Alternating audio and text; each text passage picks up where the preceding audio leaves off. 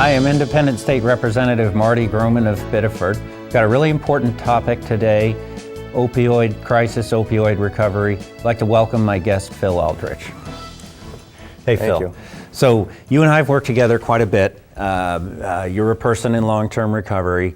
You've got great perspective, and this is just such an important topic. I want to have viewers learn more about your journey, what you went through, and where you are now, and I think the exciting future that's ahead of you. But let's start a little bit with your past and sort of tell me your experience through your journey and the kind of things that you struggle with, and start us out there. All right, yeah, so first I just want to thank you for this opportunity. Yep.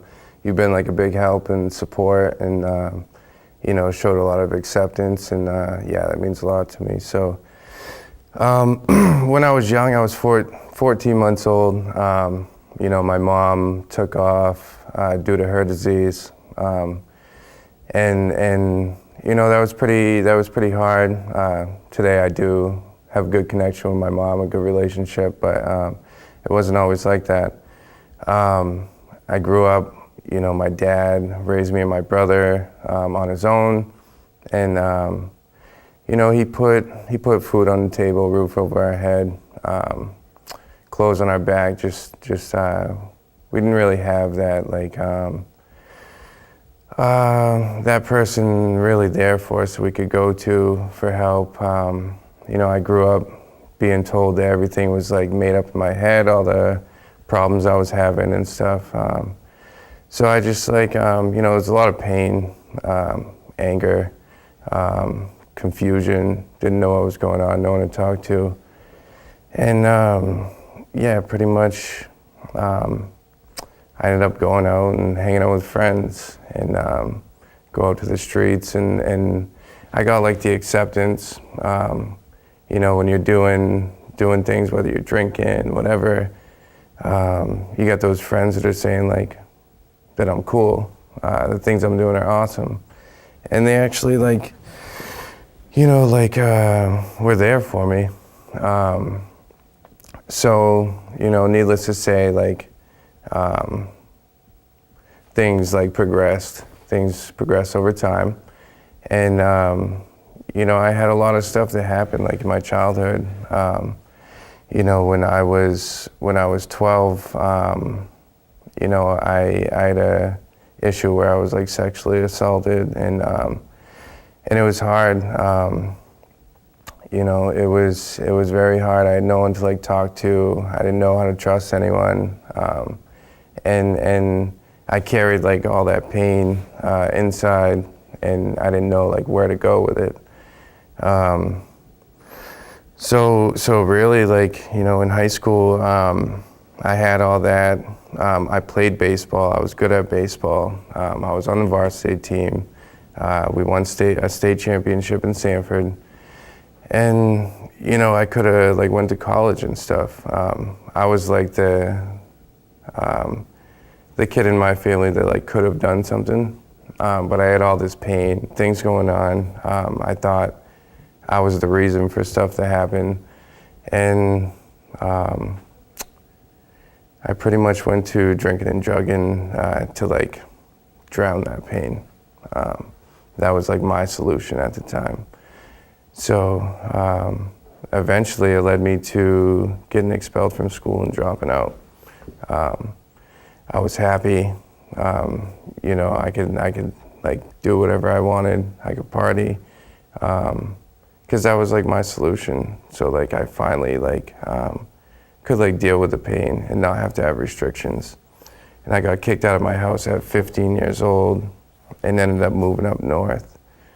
And then eventually one drug stops working and it progresses, and then yeah, when I got older, it was a knee surgery for me that gave me that full prescription that I could just control on my own. you know, I did the whole prescription in like 2 days, and called them, told them it wasn't working, it was making me sick. So they wrote me another one, and called them in another day, told them that wasn't working. They gave me one last one, and you know, it was that time that like I had full control over the pills, and then after that it was just up and running. You know, finding different ways and means. One drug stopped working, went to the next one, and you know, it didn't get any better. You know, I had a full-time job. I was working for GE at that time, and then that job ended up moving, and then, you know, it was just all about finding the next fix after that. And it wasn't fun. It wasn't fun at all. It came with a lot of overdoses and family members wondering why I'm still using, why I can't stop for them.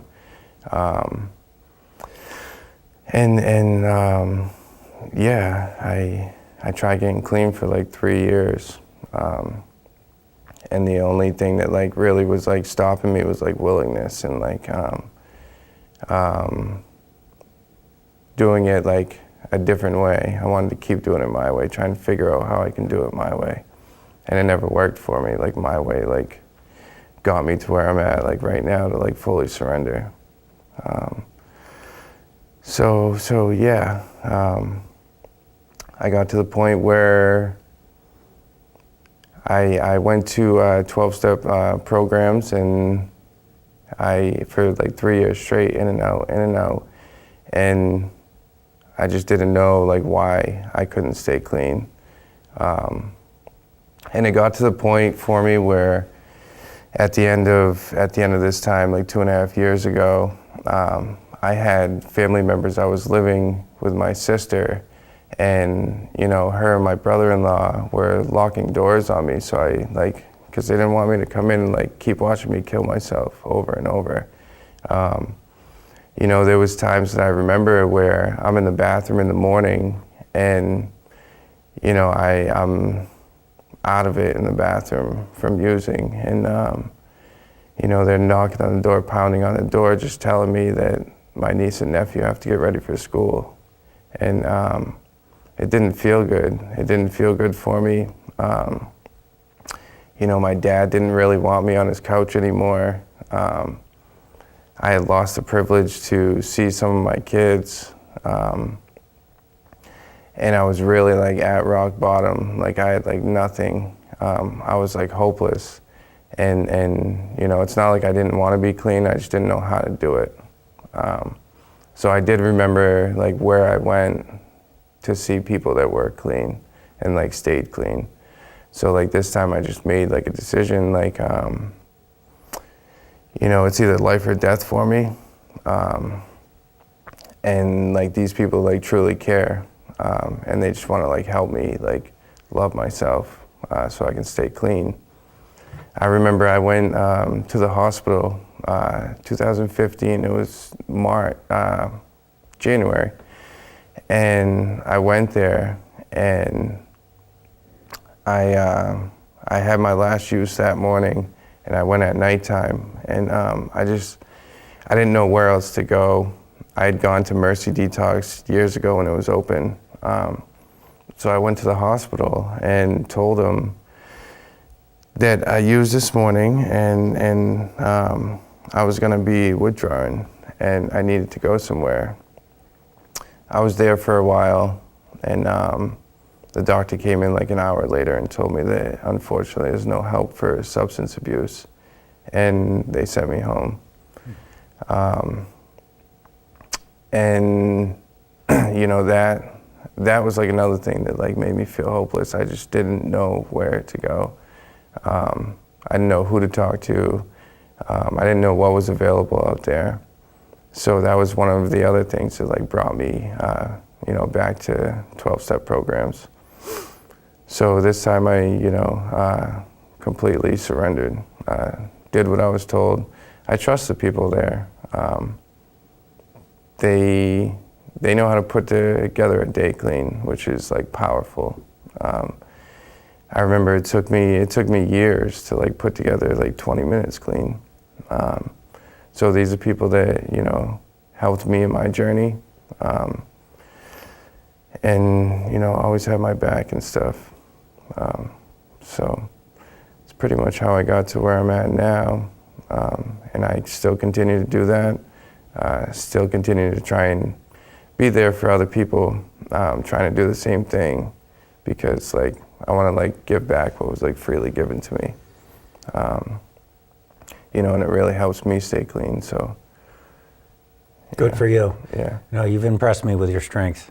thank you. It's amazing that you essentially pulled yourself out of it with your own will, is my impression. Mm-hmm. But I don't think that everyone can do that. Obviously, it's a very difficult thing to do.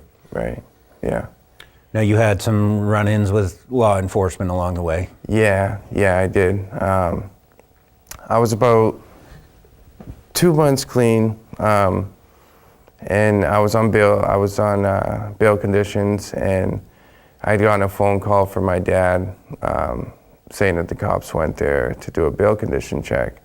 So I had called them, and they came. I told them where I was, and they came, and turns out there was a warrant for a drug trafficking charge.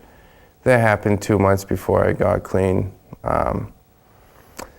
And it was pretty cool though, because like I was really working on myself at that time to the best of my ability, and I was just at the end of my using road, where I was just like, I had like the gift of desperation, like just willing to like deal with any responsibility. And I remember when they put me in the car, the two police officers knew that I was clean. They knew me in town, and they knew what I was doing before. And one came over to the car and told me, like, he said, just look at this like a bump in the road. Don't let this ruin your recovery. It's part of your recovery. And that really like meant a lot to me, because a lot of my, resentments were authority. Growing up, I wanted to just do my own thing. So that really, it really meant a lot. And, I think everything happens for a reason. I was never able to put together any clean time, and definitely not like a year or 2 years or anything like that. And I was on main pretrial for the first year, 14 months, and I really think that it happened for a reason. That was like kind of like some more ammunition for me to stay clean. It was always something in the back of my head that I could think about if I ever wanted to use, like, because it's not like all about using to me. It's like, I don't want to go back to jail. If I go back to jail, what's it look like to my kids? It looks like the same thing as me using and running in the streets and not talking to them, not being there. And, my kids don't know the difference if I'm in a jail cell or not. Either way, I'm not calling. If I'm using, if I'm in jail, and I'm not showing up for them. So, yeah, I'm very grateful, for that happening, because like, I don't know if I would have stayed clean without like pretrial and those conditions, and dealing with the case that I had. I didn't stay clean without it, so I'm very grateful for it. So yeah, I've been like dealing with that. It was my first felony on my record, so it's all like very new to me. and things have been like pretty challenging. At first, I didn't think it was going to be like a big deal. I didn't think it was going to be hard. I thought it was going to be like, it's just something on my record. I didn't realize like the difference that it makes. Mm-hmm. Being a convicted felon. Yeah. Yes. And really what was happening was all I was doing was just trying to like support my habit. I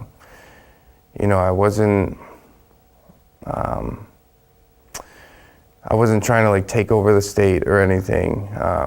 I was really just trying to get the next one, and it was wrong place, wrong time, or maybe the right place at the right time. I don't know, but that's pretty much like what got me there. It's nice to hear about the positive interaction with law enforcement. I think our police do have this opportunity and do follow through and offer so much good in this area. I mean, that's who you end up interacting with, and a negative interaction can send things one direction. A positive interaction really can mean a lot. Mm-hmm. I want to put in a plug too for Maine Pretrial, which is a great program. It's actually a nonprofit that has a contract with the Department of Corrections to help people leading up to trial and make sure they adhere to their bail conditions and things like that. Mm-hmm. So you had a good experience with them. Oh yeah, great. Yeah, it's amazing. It's amazing how my opinion can be different on, like Maine Pretrial or Authority, probation, if I'm like doing the right thing. Mm-hmm. Today, like not everything's like everyone else's fault. If I mess up today, I own up to it. And things are good if I'm not breaking the law and if I'm not using. Mm-hmm. Everything goes pretty smoothly. And I never knew that before. It was all about like trying to find my way around it, or the self-obsession, like why they just want to like come attack me. Mm-hmm. The world like revolved around me. So, mm-hmm. Yeah. Well, you've impressed me with your honesty about this, and I think you're really setting a good example. And I know you're working with other people in recovery and helping them on their journey too. Yeah. It's pretty amazing. I've realized like, I grew up like pretty much not knowing how to live. I didn't know like how to live at all, really. I grew up with expectations like to get a job. You got to pay for your driver's ed. I wasn't really like taught like how to get a job. Little things like that in life. I wasn't taught things like making a resume until I was 30. I just learned how to make a resume. And, you've helped me with a resume, mm-hmm. which is amazing. Very grateful for that. Happy to do that for anyone watching too. Yeah, thank you. So just like a lot of things I didn't know. I didn't know how to be a friend. I didn't know why I was behaving certain ways. I didn't know that I was making decisions based off fears that I have: fear of abandonment, fear of rejection, self-esteem issues, or just other things that go through my mind. Sometimes I felt like I wasn't good enough, so I tried doing the wrong things to try and be good enough, which never worked out right. So I didn't know why I continued to go back to jail, why I kept using. I just didn't know. I really didn't know how to live life. And being in recovery and my experience is 12-step programs, and it's really it's really done great things for me. It's taught me how to be a man. And part of that was taking responsibility when I had to go do the time for the drug charge. It taught me responsibility, taking responsibility for my actions. And it was really like a living amends like for the community that I put in danger while I was using. And, you know, I got to really accept that stuff and really accept all the things I had done in my using. Because like, when we're using, like, we're not proud of it. You know, when people are saying like, you know, why can't you just stop using? You know, it's not like that easy. And you know, when we're out using and making bad decisions, stealing from people, lying, cheating, we're not proud of it. It's very painful. And a big thing for me is just like accepting that stuff, accepting like that's who I was, and reminding myself that that's who I am when I use. And, you know, to me, like, I don't want to go back to that. You know, in my process, I've been able to get relationships back. Like I said, like, I have a great relationship with my mom today. I grew up not really seeing her. You know, I got to make a relationship with my mom again, and she actually like told me that I was an example to her and a reason why she decided to get clean again. And she just celebrated 2 years clean. So it's pretty amazing. My 9-year-old daughter, I wasn't allowed to see her for like a year because there was times when I was using that I'd say I was going to pick her up and I didn't show up. My using was more important. It really took over. My disease took over. And her mom finally said, like, enough's enough. I can't explain, I can't stick up for you and like all the time. I'm tired of watching her cry and having to make up excuses why you're not showing up when you tell her you're coming to bring her to ice cream.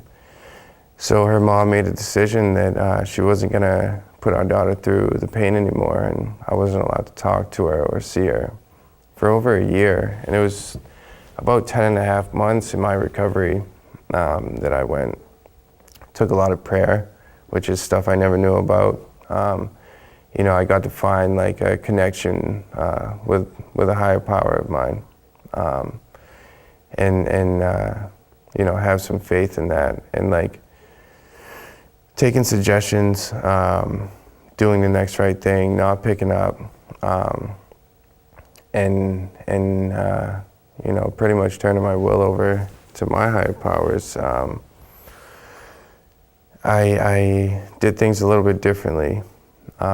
When, you know, we would talk every week, me and her mom, and you know, she had told me like, you know, it's too early, and we decided to make a plan every week. I was going to call her and just talk about how our week went and everything, because she had heard me say I was clean for years, so many years. I was getting clean. I'm clean, 2 months clean, and then before you know it, I'm off running again. So, you know, my using did a lot of harm to other people too. And it made it hard for them to trust me. So we stayed consistent with that, talking every week. You know, there was some months that went by and I was like asking her, can I talk to her? And she said, I don't think it's time yet. And, you know, the old me wanted to scream and get mad, tell her how bad she is, like, but the way I was learning to live was practicing like spiritual principles, like acceptance, patience, knowing that like my higher power will give to me what I need when I'm ready for it. So it was a lot of like practice and like believing that that's what was going on. And like the most important thing was like, I was showing up. I was staying like, I was sticking to my commitment. And that right there like speaks volumes to other people on the outside, because they're used to the empty promises. You know, me saying that I'll do this and never showing up for it. And 2 weeks later, being in the shame and guilt, finally reaching out and saying, I'm sorry, I won't do it again, but then do it again. So, at 10 and a half months clean, with a lot of prayer, a lot of patience, acceptance, understanding that like that was going on because of what I did when I was using. I had to take responsibility for that. And it really helped me grow a lot. And at 10 and a half months clean, I got to see my daughter and talk to her for the first time in that year, which was, it was amazing, man. It like showed me like the gifts of recovery if I just like stick around and like do the next right thing and like don't pick up. What does that mean, don't pick up? Like don't use, yeah, don't pick up drugs. Because I know like when I put one drug in me, like all bets are off. All bets are off. I can't stop at one. Being an addict, I can't stop at one. It's like you go out to eat with people and they get a glass of beer and they drink half of it and leave. I can't do that. I can't do that at all. So you have to protect yourself from that. Yeah. Effectively, yeah. Oh, yeah. That's good. And do you attend or did you attend a 12-step recovery meeting every day, or what worked for you, or what works for you? Yeah, what worked for me was anyone I could find during a day. I was hitting 2 or 3 a day. Yeah, 2 or 3 meetings. I had to change my people, places, and things. I can't hang out at the bar. I can't hang out at my old dealer's house. I can't hang out with my old dealer. I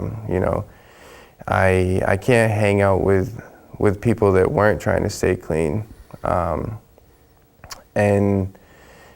had to change my people, places, and things.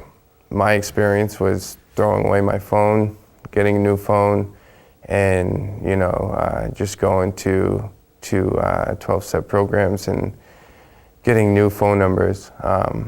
Those were people that wanted to stay clean and wanted to help other people stay clean. If I'm surrounding myself with people that have the same goals as me, then I'm probably going to be a lot better off. If I'm surrounding myself with someone that just wants to stay clean and wants to change the way they live, they don't want to act out on old behaviors and stuff, compared to someone that's going to co-sign me on some thoughts that I have, some bad thoughts that I have, I'm probably going to have a better chance of staying clean. And not only that, but just have a more positive outlook on life. That's a big thing too. There wasn't like a lot of positivity while using. It was very negative. Today I know that all the negative things were happening. Most of the negative things that were happening were like results of my actions from when I was using. And I know that because I don't have as much negative things in my life today. I can't change people being negative to me or anything like that, but I can change, if I want to like join in that fight and get negative too and make the whole thing just blow up. So it's great, like learning a different way to live and be comfortable with myself. Today I know that, things didn't happen in my life as a personal attack. It wasn't my fault. A lot of things weren't my fault. I also get to find out the things that were my fault and really accept it and really like care about it in other people, which is big to me because I never really cared about anyone else. It was all about me, myself, and I. And like I try not to live that way today.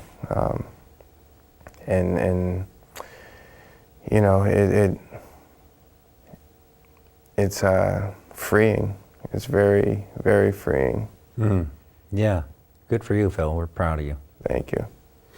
So let's get into, you mentioned positive. Let's talk about some of the ideas that you have, things that you've shared with me that you think would be good state or local policy, things that would help other people on their journey to recovery. We mentioned we built your resume, you had an interview, you've been hired, so we're all pulling for you for that to go well. And I know that has been a really difficult process for you. Obviously, when you're going into a job interview and you're right up front about it and say, I'm a convicted felon. Yeah. That's not an easy conversation. Yeah, no. Yeah, that's been tough.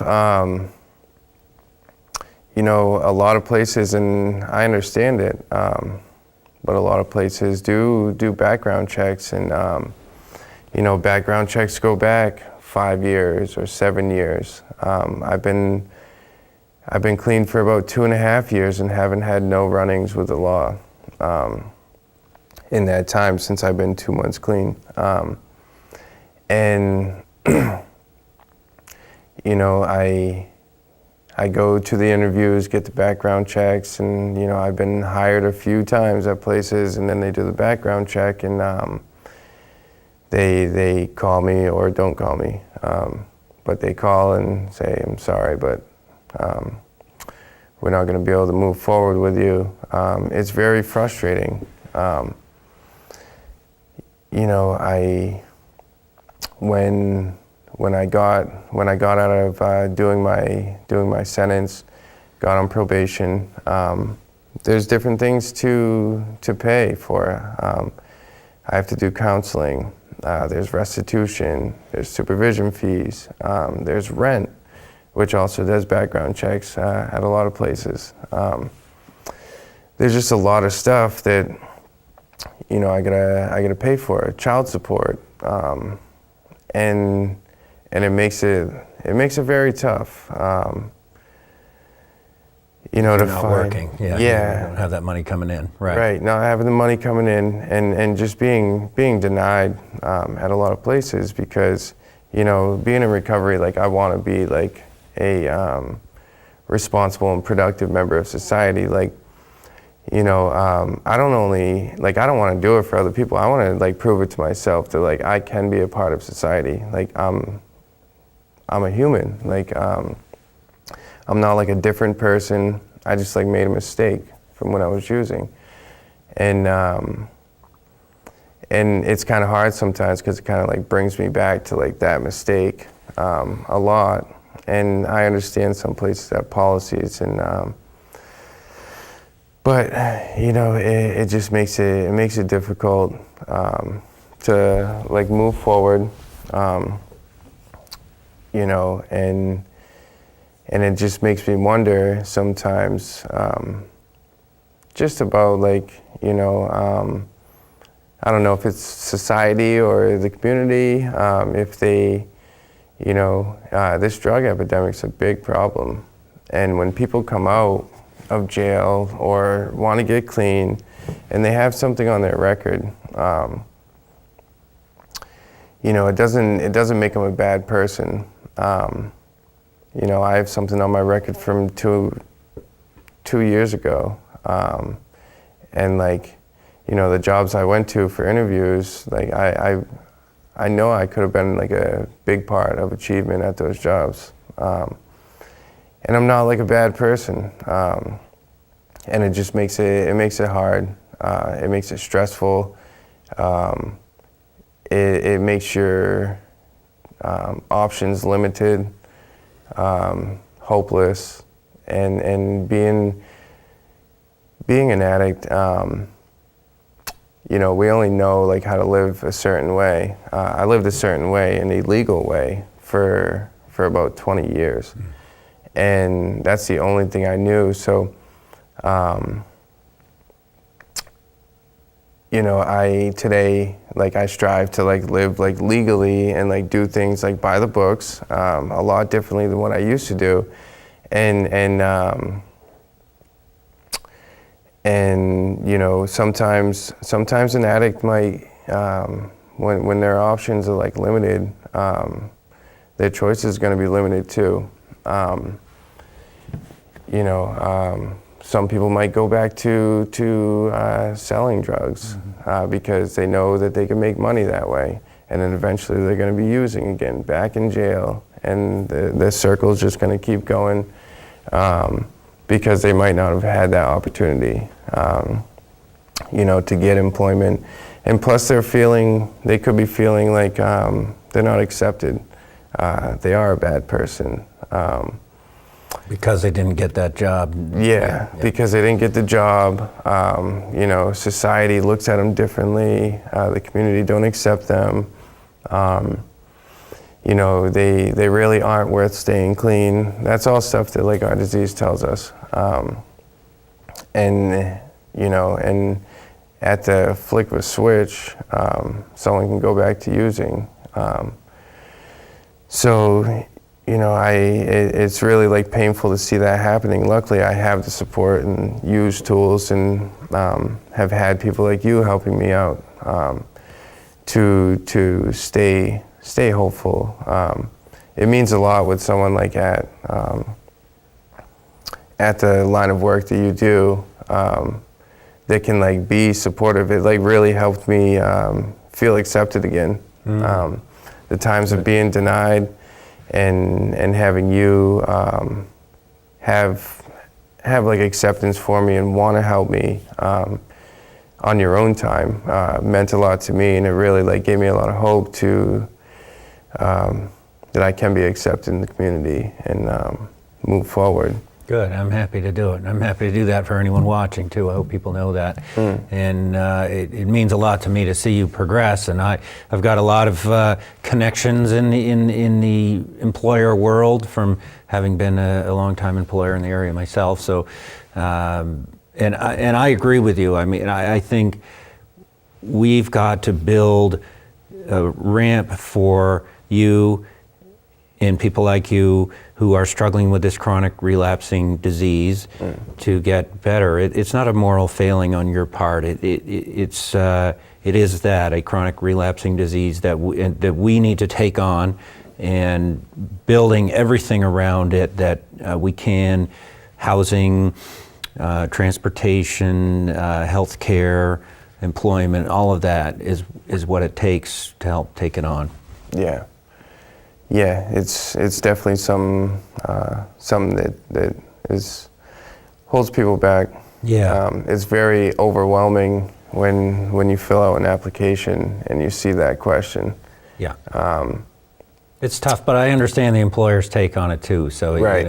It's and I feel like employers are being more progressive about it. I see signs of change. I see some positive things going on, but I also see your side of it. Right. It's that battle to find your way back into, I think you said a productive, supportive member of society or something like that. I thought that was exactly right. Yeah. It was a good way to put it. Productive, yeah. Member of society, yeah.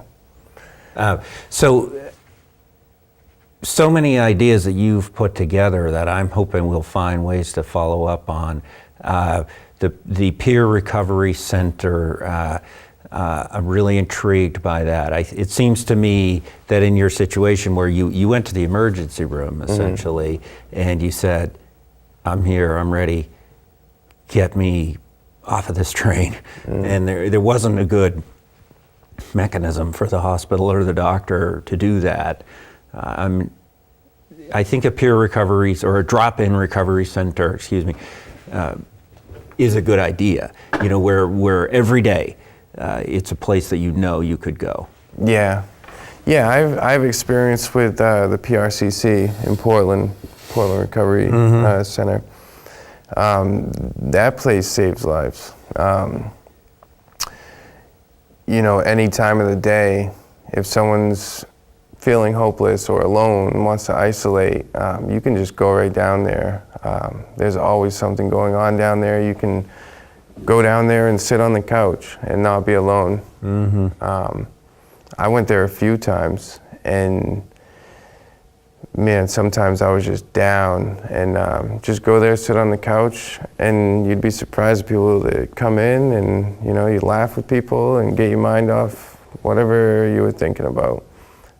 It's a place for a safe place for addicts to go and be around like-minded people. Mm-hmm. And another great thing they do is when you become a member, they put you on a call list. So they have volunteers that come, that volunteer for them, and they call people on the members list every morning.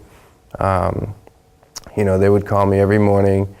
Hey Phil, it's such and such from PRCC. We're just calling to see how you're doing today. Checking in on you. Mm-hmm. That meant a lot to me. That really meant a lot to me. There's probably a volunteer doing that too. Yeah. Yeah. Well, they have addicts in recovery that they do that to volunteer. I've seen a lot of people that helped them stay clean with 2 months clean, a month clean, and they're volunteering, making those phone calls, sitting at the desk, making sure people check in when they come in, just keeping you busy for the day, just volunteering. Mm-hmm. And yeah, it's definitely a good idea. I mean, it's definitely not a bad idea. It gives people a place to go, so they don't have to go to their friend's house and that's using. Yeah, it helps. I think you use the term build a clean day or something like that. Build like a clean lifestyle, something that is positive, that gives you options in the right direction. Yeah. Be around like-minded people. Yeah. It teaches people how to live a different way. Yeah. How to live without using drugs.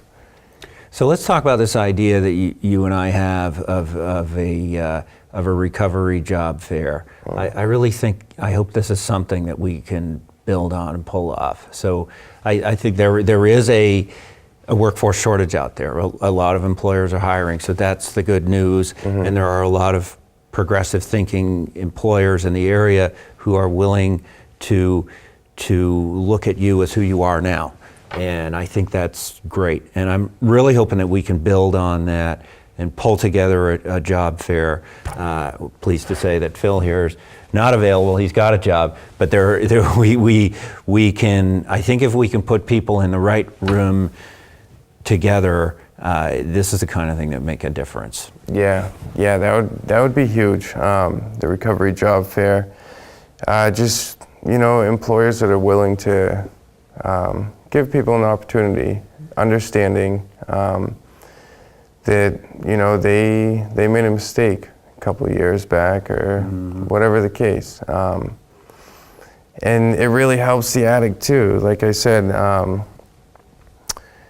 we have a big drug problem, and if people are given opportunities, it's gonna boost them to want to stay clean even more. When I was at a month clean, if someone didn't want to give me an opportunity, I would have started feeling real hopeless.